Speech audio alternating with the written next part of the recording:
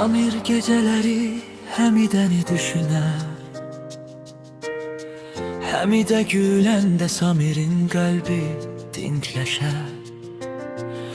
Bu sevgi adi deyil, başqa aləmdir. Samir və Həmidə bir-birinə taledir. Həmidə deyəndə Samirin gözləri parlar, Samir baxanda Həmidənin qəlbi yanar.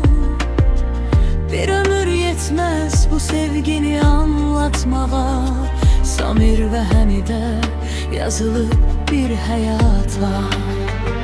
Samir üçün Həmidə ən gözəl bahardır, Həmidə üçün Samir qəlbdəki ilk bahardır. Əllər birləşəndə dünya dayanır sanki, Samir və Həmidə bir nəfəsdir anki. Yağış yağsa belə sevgiləri solmaz, Samir Həmidəsiz heç vaxt xoşbəxt olmaz. Ulduzlar şahiddir gecələr boyu, Samir və Həmidə sevgisinin yolunu. Bir gün değil, hər gün sevgi olacaq, Samir və Həmidə həmişə bir qalacaq. Qəlblərdə yazılan bu gözəl hekayə sevgi ilə davam edəcək sonsuzluğa belə.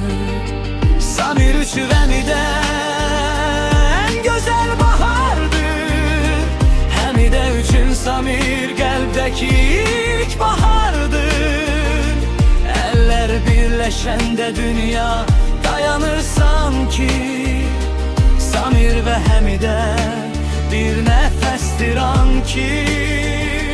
Yağış yağsa belə sevgiləri solmaz, Samir Həmidəsiz heç vaxt xoşbəxt olmaz.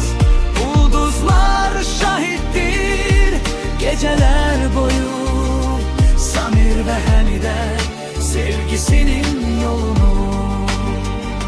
Səni çox sevirəm Həmidəm.